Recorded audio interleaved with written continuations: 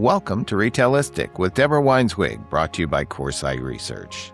In this episode, James Jackson, VP of Strategic Partnerships at the Category Management Association, brings his perspective from decades of experience at Tyson Foods, Radian, Nielsen, and SuperValue on the changing landscape of consumer expectations and brand strategy.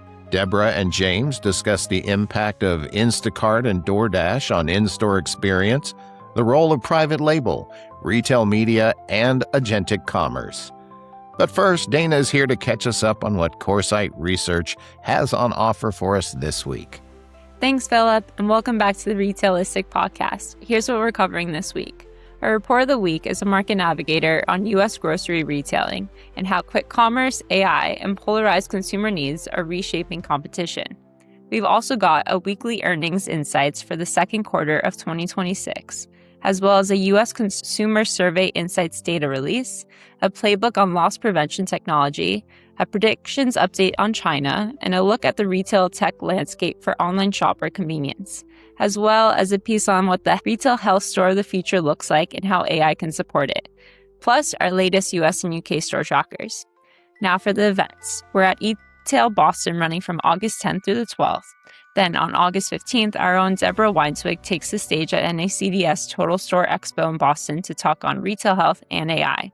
And on the 16th, we're hosting an executive leadership dinner in Boston on the future of retail health and the role of technology. And Save the Day, our own Coresight conference, how AI is redefining the possible, is coming up on September 28th in Nashville at Tractor Supply headquarters. That's the week. Let's get into it. James, we're so excited to have you on this edition of Retailistic. We had the opportunity to spend a lot of time together this February in Las Vegas at Caesars. Yeah.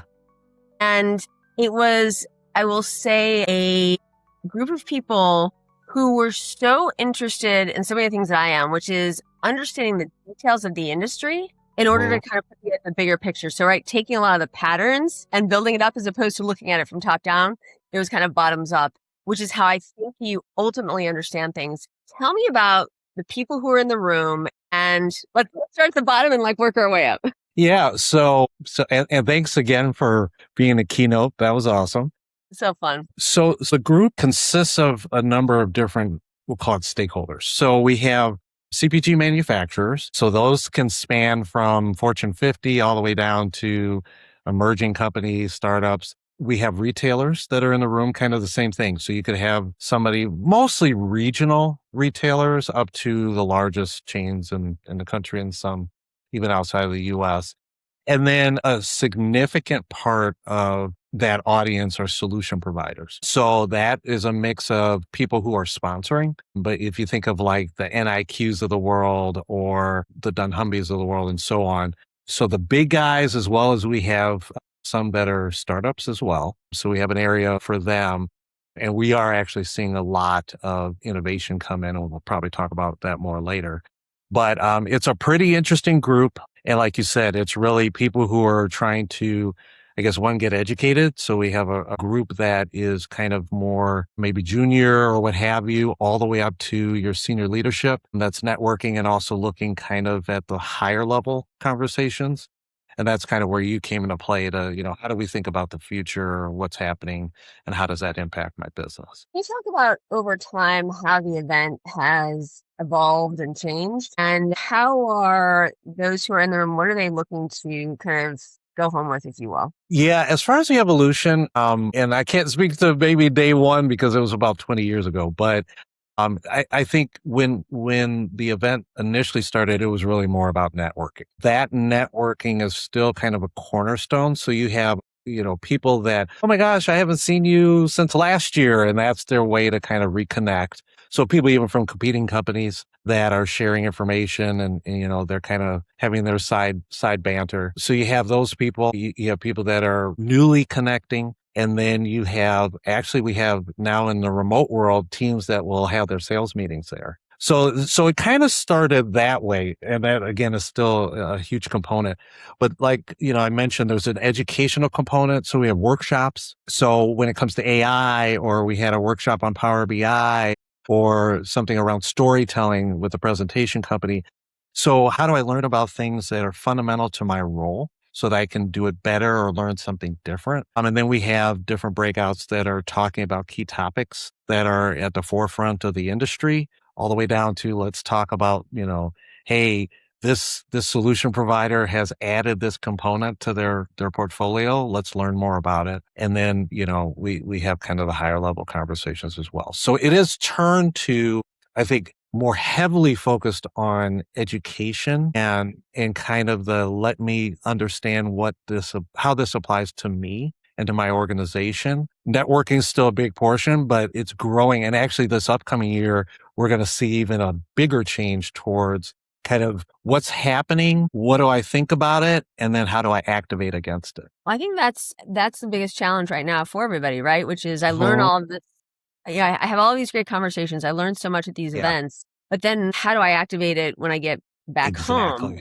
Exactly. And so if someone can help connect those dots, I think that we probably spend our time differently at these events, but B, right, you probably continue to see a growth in the community, but also, right, and people I think want to stay in touch as well because it goes back to, right, there's so many people, right, you go to events, you're exactly right. It's like, I see them once a year, but it has to also kind of have those moments in between that keep you rooted back to the event. Right. The only thing I'll add to that is, because you mentioned it and I forgot to touch on it. So, and Chris Conroy is kind of leading this. Every speaker, we are asking them to deliver or share with the audience 2 or 3 things that they can do today or tomorrow as I walk away. And if it's, a thought or a process, or here's something that, is tangible that I can use to kind of implement in what I'm doing later on. So, even things like we're doing bus tours and other things. So it's like, okay, not only am I learning it, I'm going to see it. Yeah. And then try and understand how do I apply that to what's happening in my organization. Well, if you think about it, right, with category management, I mean, it is, so much of it is so visual. Yeah. And so I do think kind of, I've always enjoyed doing store tours as long as we're not just kind of like, I did one recently. I was so interesting of Grand Central, right? Mm-hmm. Because a huge amount, right? They have over 100 retail locations there. So you would have thought of it as being kind of. I didn't know that. Okay. Yeah. Oh, it was wild. And there's like, I felt like there's like this whole hidden part. I mean, it was unbelievable. And it goes back to, right, it starts to change how you think about things because, right, we still spend most of our time in the physical world. And when the physical world is different than you expect, you then start to kind of put that layer on top of everything. And so, I mean, you started off in kind of retail and category management. I remember you being at Super Value. How did you kind of choose your career, or did it choose you? Gosh. When it comes to category management, and I think, and I've talked to a ton of people and they kind of all stumbled into it. I think I've known one person that actually went to school and was taught category management. That's changing a little bit, but it's still the predominant situation. I was actually working for Pepsi, and I was a manager in central Wisconsin working with the bottlers. And this was back in the late 90s. And if you remember back then, PepsiCo owned Taco Bell, KFC, and Pizza Hut, right? So we were competing against those entities and against Coke, who also was dominating internationally. So all this money was flowing in, and, a restaurant would say, well, why would I work with Pepsi? They're my competitor down the street. And so this term category management was floated because we were looking at how do we get our fair share in C-stores and so on. And so that's kind of where I first heard about it. Kind of a personal situation. We were living in Appleton. My first daughter was born, and we decided that we wanted to either move back to Minneapolis, where my wife is from, or Chicago, where I'm from. We decided on Minneapolis, and that's where I found the role at Super Value. And so I really didn't know a lot about it, but I saw it was very similar to like brand management, and I always wanted to be a brand manager. So I said, this might be a cool opportunity, and I've never left. So I've been to Appleton, by the way. I will say it's probably, I think I showed up in like 6-inch heels back when I was in banking. And I'm like, what is this? Why is there so much snow? Snow and green. Green for the Packers, yeah. I had never seen so much snow in my entire life. Yeah. And I still, outside of skiing. Yes. Even then, it might have been more. Yes. So what were you doing in Appleton? I got transferred there. I didn't necessarily choose that. I thought I was going to be in Chicago. and I got moved up there, and yeah, that was different. So, but it was something that it pretty much launched my career in the category management because of what I learned. I still apply some of the things, from that experience and competing and talking to all the retailers and things like that, and just understanding the brand side of things. So yeah, it wasn't a plan at all. My wife was like, "Why are we moving up here?" And it's like, because that's where they told me I'm going. That's So, that's yeah. And so, yeah. that's where I'm pointed right now. Very cool. How do you think with kind of data science and what we're seeing in terms of a lot of these technology changes, how is that changing the role of the category manager? God, it is a huge topic right now. Mm. And I'll kind of narrow it down to this. And I've talked, and it's actually, I think I did a post kind of on it. The best category managers up until the past couple of years were very good at the science. So within category management, we say that we're good at the art and the science, but it was tipped more towards the science. So if you were a good analyst and you could really leverage Power BI and you could churn through data very quickly, but you were doing it on your own, you were a star. Well, now with AI and some of the other technology, it could do all that. So it creates parity potentially at that level. So now you still need it. You still need to ask the right questions, but now it's becoming more, we're thinking it'll be more the strategic and the artistry of it, the creative side. So now that I have all this data, what do I do with it? How do I connect the dots, and how do I kind of curate something that's specific to my primary shopper that I know I should know better and be able to deliver? Because otherwise, I mean, it's like, it comes down to price. If all of a sudden you don't have something that's really compelling to the shopper, but that all starts kind of back in the back room where how do I bring all these data points together? Well, AI can do that now. But, what do I do with that information? How do I tell better stories even in the store? How do I create different experiences? And, you presented the whole thing on agentic. Now that's going to change everything completely. So if the center of the store is potentially, I don't want to say hollowed out, but if a lot of that is going to agentic or online, maybe the perimeter of the store becomes much more, and it's already important, but much more important. And yeah, so that, I think the balancing of the art and the science, I do think the scales are going to tip more towards the art. That's really interesting. I mean, I also think that we have more shopper data than ever before, but are retailers actually making better decisions, or have we simply become better at producing dashboards, like you said, with like Power BI, et cetera? I think there's still room for sure. It kind of goes back to the art piece, but I always use the term knowing that you're up, down, or sideways is great, but if you don't know what's behind it, then that's just data, right? If you have a great presentation, but it doesn't get executed, it's just paper. And so when it comes to kind of, and I think it's retailers and manufacturers, the hope is that accelerating through all this data, and we have a ton, what's the right data? What are the right questions? But then really collaborating, it should allow you more time to have those good conversations, those strategic conversations, build initiatives that really matter, be able to test them, maybe whether it's in real terms or synthetically or things like that. And then be able to kind of, whether it's fail fast or really execute quickly. But I do think there's room, but I'll tell you the other thing. And I did a post on this on Monday, and it kind of goes back to, you still got to have the humanity of it all. And the human touch. AI is not going to give you all those answers. So you still have to have that overlay of, okay, in practicality, what's going to work for you and me as a shopper, and really go back to the fundamentals. And I think, if we forget about that, that's where retailers will fall short. But I think there's the other side where you're seeing some retailers, I think, do better than others, or where you look about omni-channel, right? So if your store does not reflect what happens online, if it's not in harmony, that's a problem. And so can I spend more time on what do I put in store versus online? How do I have that all go together? How do I make it a better experience? Because online, is driving a lot of the decisions in store. So, and we as category managers, most of us have been raised on a brick and mortar environment. So understanding the online is going to be, I think, even more critical, and all the levers you can pull associated with all those different touch points. Yeah, you hit on a nerve for me, which is Uh-huh. so in March, right, there's this periods where I feel like we just had a lot going on in terms of a lot of travel, a lot of this, a lot of that. And because, as somebody who's always followed the retail industry, right, like I like to go into physical stores to see what's happening, but it became, I'm starting to realize like how much time I'm spending. So I was like, you know what, I'm just going to, in where I live, I'm just going to order on Amazon. And I was like, this is amazing. I can get Amazon Fresh. I can just get Amazon. Yeah.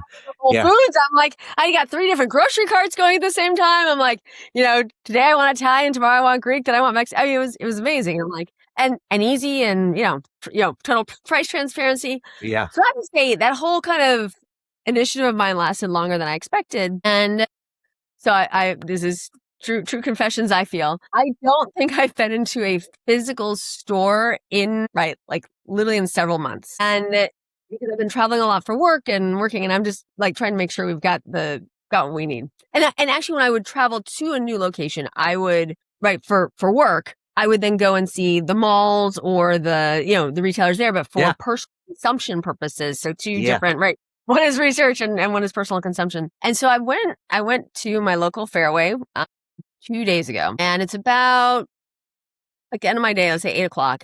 And when I tell you the difference between July and March, 100%. it was astounding. Because half of the shoppers had black carts that you want to make sure you didn't get in front of because they're large and heavy. And they're like professional shoppers. Yeah. Right? This is like DoorDash, etc. And so I went back the next day. Same thing.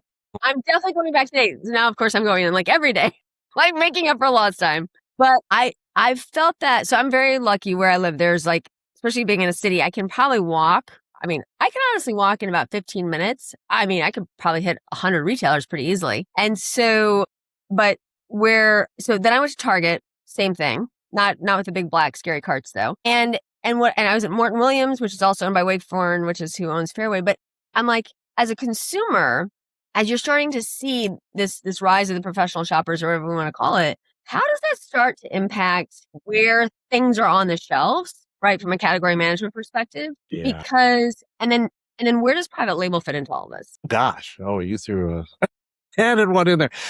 Let me touch, because the first one's a little more challenging, I think. Yeah, we actually did.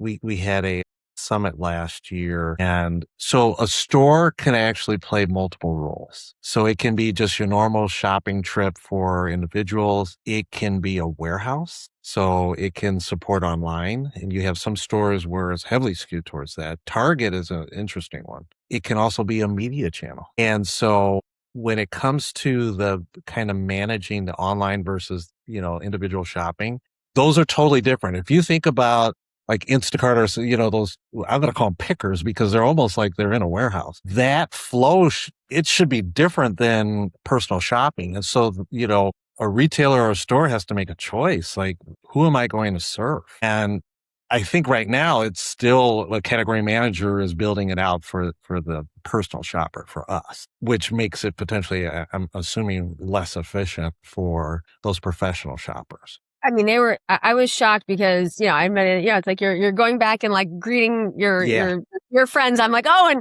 and here are the potato chips and here's the ice cream. And like, oh my gosh, look at, they have all this new stuff. Yeah. Oh yeah. Because they're trying to inspire you to, buy more than you plan on buying and things like that. But that picker. I'm the most gullible. It's funny. My family, my friends are like, all the stuff at checkout. They knew you were coming. Yes. Yeah. But that professional shopper, they're doing a job, right? And so they're not picking, I think, Deborah's going to like this because they're not doing that. So it does create this rub where, you'll see dark stores and things like that. But we're not seeing a lot of them. So then all of a sudden it does become, how do you manage that? And if you don't do it well, you can either make it very difficult for you and me as a human personal shopper, as the professional shoppers are getting in our way and all that stuff, or Yeah. vice versa. I was definitely, The I was intimidated. I will have to be honest, because they also had, and I'm sure they had almost like a wagon, right? yes. And so I'm like, first of all, the New York stores are small. So, Mhm. right, like I'm very athletic. I can navigate, but I'm just like, oh my gosh, I'm like, it was a lot of the square footage I'm truly Yes. like, this is what was going through my mind Yes. is being consumed between these huge black carts Yeah. and these kind of wagons. And so I felt like I kept like looking around. I'm like, I did, and I was like, I have to see what was going through my mind. Is I'm like, I'm supposed to be here, right? Right? Like it's okay for me to be here because, and then it used to be right. Even with self checkout, there'd be long lines. There was like no line because I think as a consumer, it starts to feel like it's not my store. Mm-hmm. And that was a very, like I said, have I been there 100 times? Probably multiples of that. But it was like the first time because I said, it's like, I'm like seeing my old friends. I'm like, oh, they got this new kombucha and right, like, and I also found where the sales associates have typically been, kind of, can I help you? This, that, and the other. I felt like they were, right, because you think about it, much bigger baskets with the pickers. And so, where they would like make eye contact with you as you're walking down the aisle, kind of, making sure you got what was on your list, that their attention was turned elsewhere. And so I feel like the whole dynamic is starting to change. It can change. And that's again kind of, I think, where somebody's going to have to make a choice because, and I was trying to look it up. I can't remember the name of the movie, but there was a movie about a Silicon Valley company and they were competing and a bunch of stuff. But there was a scene that I saw, and this has been about 3-4 years ago, where the guy and it was either his girlfriend or a coworker go into a store and he's the only person that's shopping for himself. Everybody else, it shifted to almost what you're talking about. Yeah, I'll look it up. I told my wife, I said, I think one day the store's going to just become a warehouse because it looked like that. But we don't want that, right? So all of a sudden it's, what is that role of the store? And if it's that, then okay. I guess we need to understand it. And all of a sudden you have a smaller, and I could just see where, the majority of the store is literally like pick lanes, and slots. And then you have a smaller set for general shopping or the reverse, right? So we have this right now. So I was on a call yesterday that I was running with a closed door group, and I hadn't, right. This is why it's what we do is so interesting is I hadn't expected to come out of the call, which was that we're starting to see real changes in private label and its role, right, in a grocery channel or going back to as a margin driver. You got and if you're a retailer, right, you've got this interesting private label media. Mm-hmm. So how are you seeing, so let's tackle each one, but what are you seeing right now with private label? Because I will say as somebody who's always been I would look at it as differentiation. Oh my gosh. Do you know, I think they're calling it, is it No Name? James, I had flashbacks to my childhood. My parents were very frugal. Yeah, I know what you're going to say. And so it was the cost cutter from Kroger. It looked exactly like that with the yellow and the black.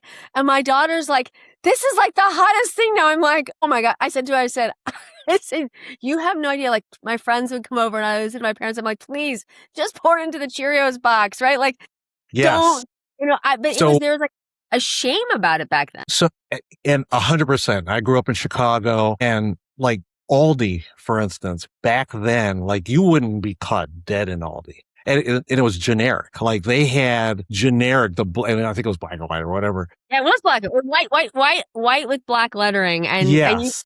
And so friends would come over and you're like putting that all. Oh yeah, you didn't, that's like, I would be totally ashamed, right? But what you're seeing, and then there was, because I've been around for a while, so then you had like compare and save, right? So you had your national brand, and then you would have your private label right next to it, and it was all about cost. I'm going to Yeah. duplicate the same thing and it's just going to be cheaper. I get more margin, lower price. I think there's still that happening out there because of what's happening. I mean, we had the bifurcation of our shopping public. And so people are looking for basic fundamentals. Salt is salt, right? I mean, you could kind of spice it up, but if I need just basic salt, I could go for private label and it doesn't need to be flashy. But where retailers are trying to differentiate themselves, it's hard to differentiate yourself with a UPC item other than price. So using private label to change the game where there's nowhere else I can get that private label than at Wegmans, right? And Right. that specialty item that only Wegmans creates, it's under their private label, that becomes a signature item for them, and that drives traffic.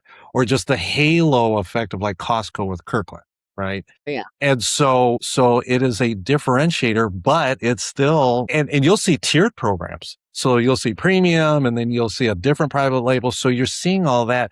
That's a challenge for CPG brands because Yeah, I mean, it's well, how do they look at that, right? And how do they think about their differentiation when you start to get this tiered strategy? I mean, it's definitely they're competitors. Private label is a competitor for some of your national brands, for some of your regional brands, and I think it's changing a little bit.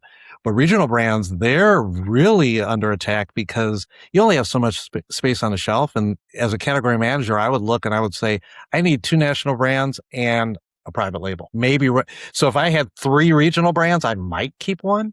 And the other 2 get discontinued because I'm replacing, because a lot of times a regional brand might be lower priced, but I was bringing it in because I got slotting for it and things like that. But other than that, it doesn't really play the role. Now you have some retailers that, local matters and things like that. So it still happens. But for the CPG landscape, private label, it is a competitor. When we did the store tour in Vegas last year or earlier this year, and we were at Aldi, we had people that were on the bus that were like, either 1, I've never been in an Aldi, or 2, I don't see Aldi as a competitor. I don't need to care about Aldi.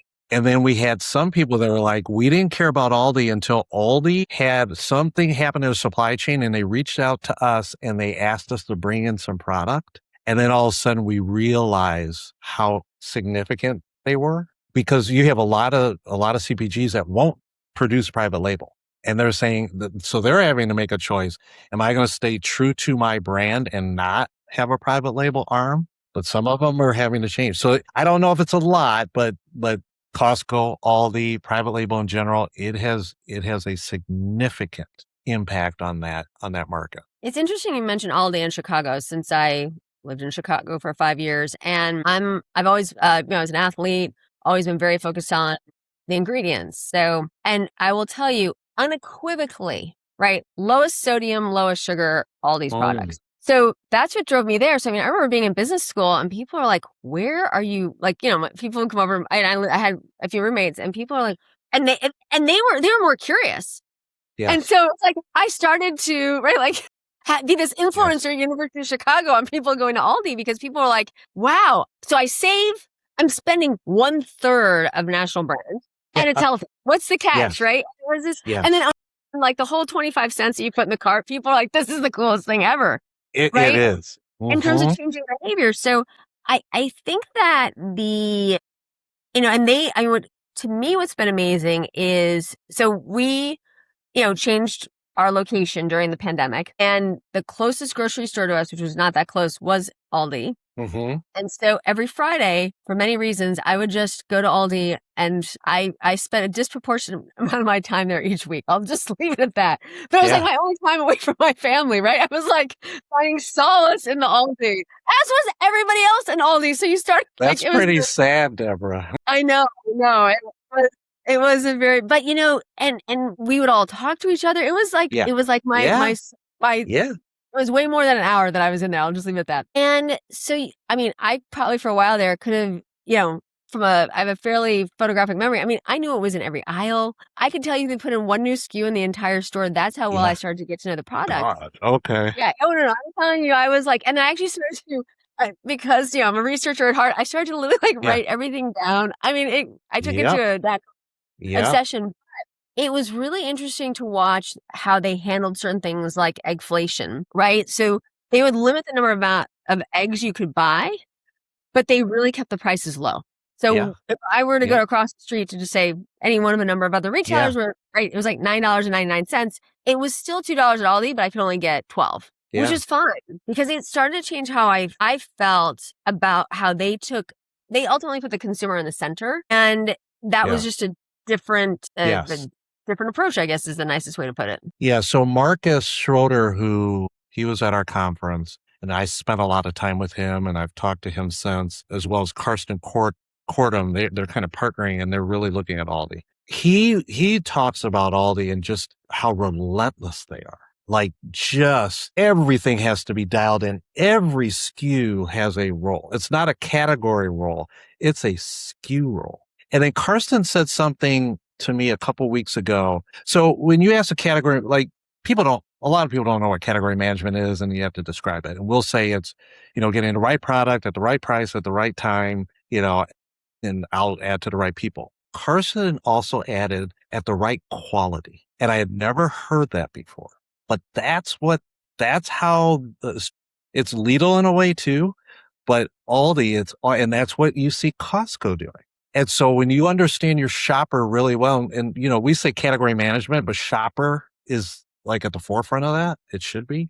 You have to understand all those. And now in this world of health and wellness, and you mentioned ingredients, it's even more so, right? Because even retailers now are saying, okay, you can't have these certain ingredients in your products. And I think I just saw, was it Kellogg's or General Mills that just said, we've accelerated our removal of certain ingredients in our cereals to address what's being pushed out by the retailers and the requirements they have. So what you're saying is literally being accelerated. GLP-1s kind of drove some of that. But I just think in general, even people, whether they're shopping at Aldi and they're low income all the way up to affluent, health and wellness is at the forefront of everybody's minds. And so people are looking at it and they have their phones. So if they're already curious and they're doing it, they are looking. And then if you don't understand what that ingredient is, one, that's probably bad.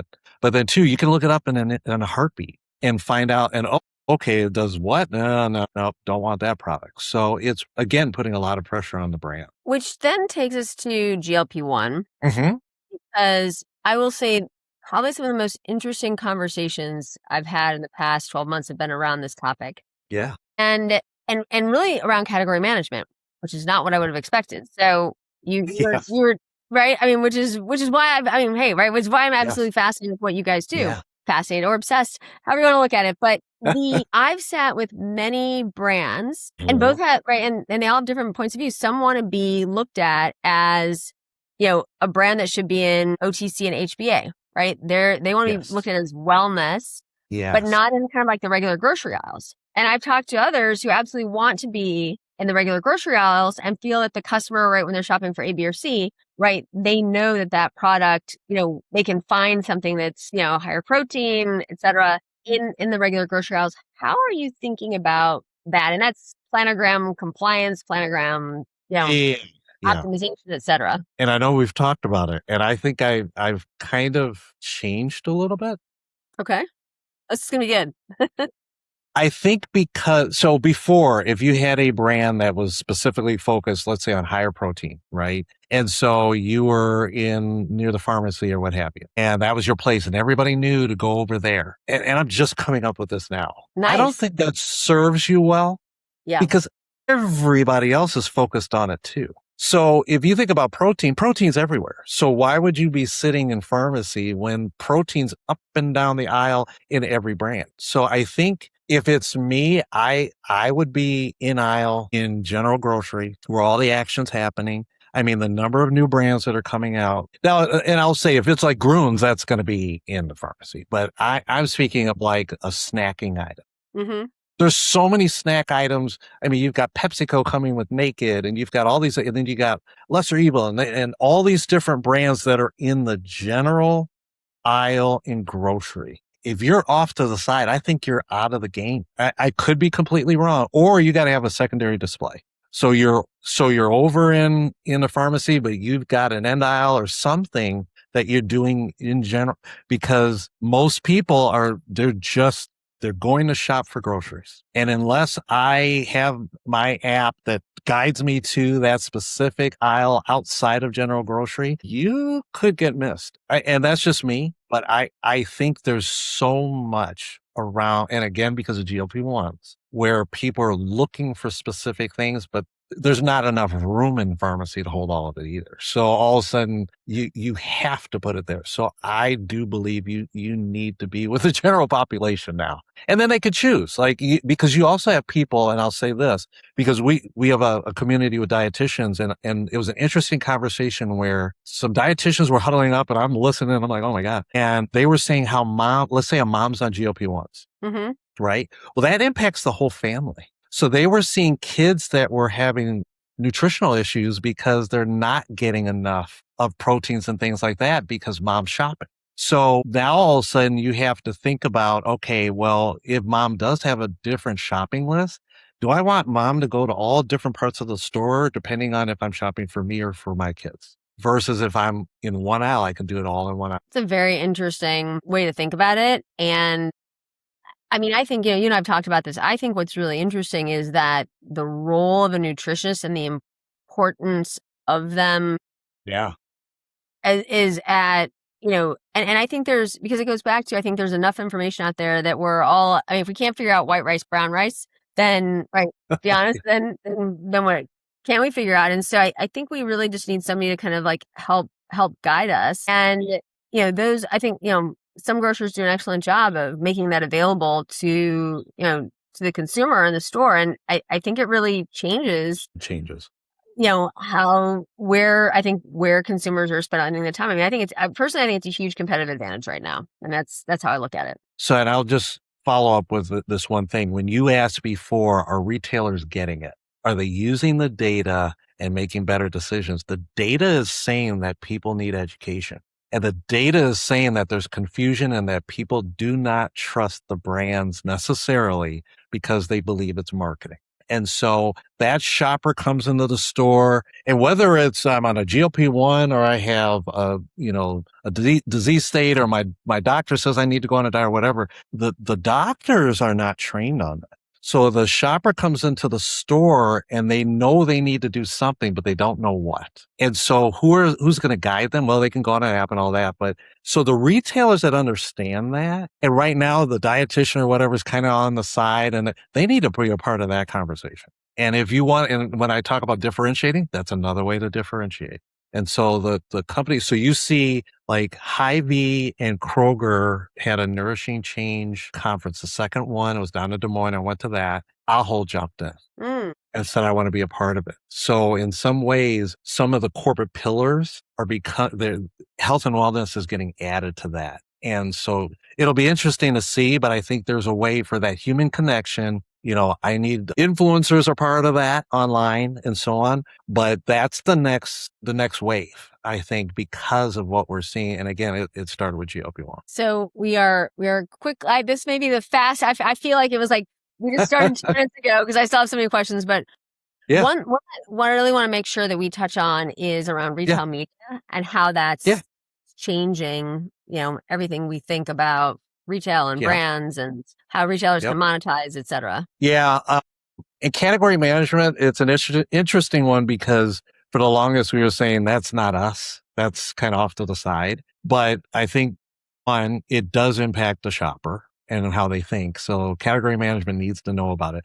But two, especially with, some of the brands, money is going to retail media that could be going to pay for this promotion and that promotion and so on. And so I think from a brand perspective, you need to know it. From a retailer perspective, if it is literally a profit center, that's not good. It should be something to help the shopper. It should tie to the category plan.